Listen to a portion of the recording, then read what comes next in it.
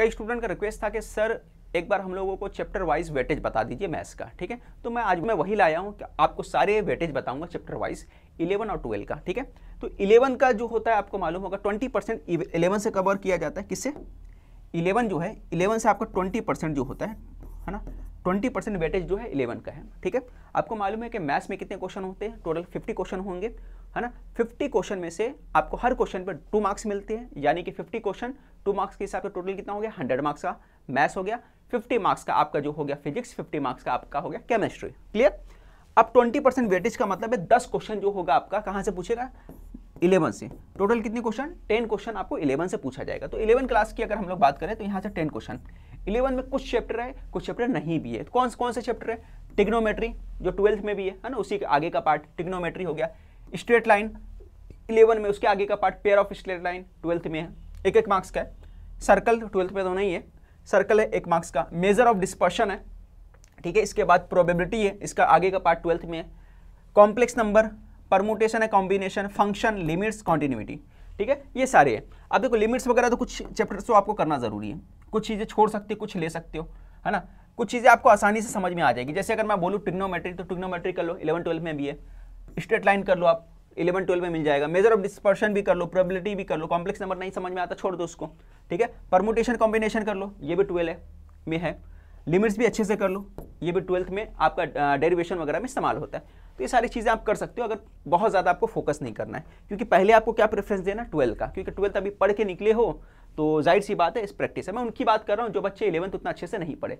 जिन्होंने 11th अच्छे से पढ़ा है तो उनके लिए कोई टेंशन नहीं, वो 11th का भी पूरा परफेक्ट कर ले, वो 12 का भी परफेक्ट कर ले।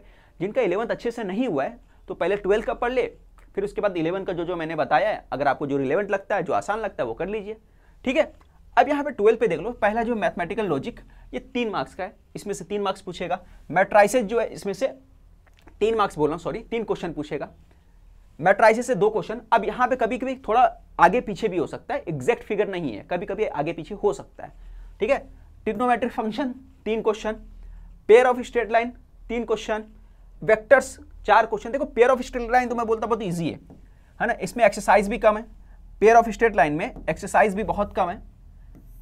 पेयर ऑफ स्ट्रेट लाइन और ट्रिग्नोमेट्रिक फंक्शन, ये दोनों को तो मैं समझता हूँ आसानी से कर लेना चाहिए, क्योंकि इन दोनों में एक्सरसाइज भी कम है और वेटेज भी अच्छा खासा है, ठीक है। और वेक्टर्स में भी वेटेज अच्छा खासा वेटेज भी है, और 2 क्वेश्चन भी पूछ रहा है, और एक्सरसाइज भी कम है। फिर उसके बाद हम लोग बात करें वेक्टर्स की, ठीक है। वेक्टर्स में 4 है, 4 का वेटेज है। लाइन एंड प्लेन बड़ा चैप्टर भी है और वेटेज सिर्फ 2 है, चाहो तो छोड़ दो उसमें अगर आपको मुश्किल लग रहा है ना। लाइन एंड प्लेन काफ़ी बड़ा है और सिर्फ 2 ही क्वेश्चन है। लीनियर प्रोग्रामिंग ये भी छोटा है चैप्टर, इसको अच्छे से कर सकते हो आप, 2 क्वेश्चन पूछा है। डिफरेंशिएशन 4 क्वेश्चन है। डिफरेंशिएशन के बाद एप्लीकेशन ऑफ डेरिवेटिव्स कितना है? 3 क्वेश्चन है। उसके बाद इंटीग्रेशन का 4 है। एप्लीकेशन ऑफ डेफिनेट इंटीग्रेशन कितना है? 2 क्वेश्चन है। फिर उसके बाद एप्लीकेशन ऑफ डेफिनेट इंटीग्रेशन कितना है? 2 है। फिर डिफरेंशियल इक्वेशन जो है वो आपका 2 क्वेश्चन पूछा है। प्रोबेबिलिटी का जो है आपका 2 क्वेश्चन है। बायनोमियल डिस्ट्रीब्यूशन का 2 क्वेश्चन है, ठीक है। तो सारी चीजें आपको समझ में आ गया। अब आपको क्या करना है, 100 में से आपको मैथ्स के अंदर 70 के आसपास अगर आपने मार्क्स लेके आ गया है ना, 70 भी लाए या 65 भी लेके आ गए, ठीक ठाक मार्क्स है मेरे हिसाब से, ठीक है। आप अगर 65 मार्क्स लेके आ जाते हैं, और फिजिक्स आपको हार्ड पड़ता है, मान के चलिए फिजिक्स आपको हार्ड है, केमिस्ट्री आपको हार्ड पड़ रहा है, केमिस्ट्री थोड़ा आसान बच्चों को पड़ता है, फिजिक्स हार्ड पड़ता है। फिजिक्स के अंदर मान के चलो मैं एक आपको बता देता हूँ, मैथ्स आपका अच्छा है, मान के चलिए मैथ्स अच्छा है, तो मैथ्स में आप टारगेट करिए कि 60 से 70 के बीच में मैथ्स में मार्क्स मिल जाए, ठीक है। फिजिक्स आपका डिफिकल्ट है, फिर भी आप कोशिश करो 15 से 20 मार्क्स फिजिक्स में आ जाए आपका। केमिस्ट्री आपका ठीक ठाक है, तो मैं बोलूँगा 25 to 30 केमिस्ट्री में आ जाए। अब एक वेटेज चेक कर लेते कितना बना।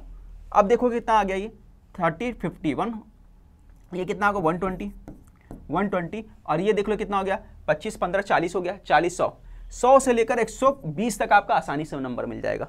बट मैं बोलता हूँ आपका अगर नंबर 90 के आसपास भी रहेगा तो भी ठीक ठाक नंबर आपका, है ना। बट कवर करो आप 100 से 120 तक आपका नंबर आ जाए, ठीक है। 100 से 120 तक अगर आपका नंबर आ गया तो बहुत अच्छा नंबर आपका, ठीक है। तो आपको मैं यही बोलूँगा, देखो बहुत ज़्यादा मेहनत की जरूरत नहीं है ना। 60 मार्क्स अगर मैथ्स में आ जाए तो दैट इज इनफ। आप चैप्टर वाइज जो आपका चैप्टर परफेक्ट है, जो लगता है आपको आसान लगता है, उसी चैप्टर पर फोकस करिए, उसके ऊपर मेहनत अच्छे से करना आपको, ठीक है।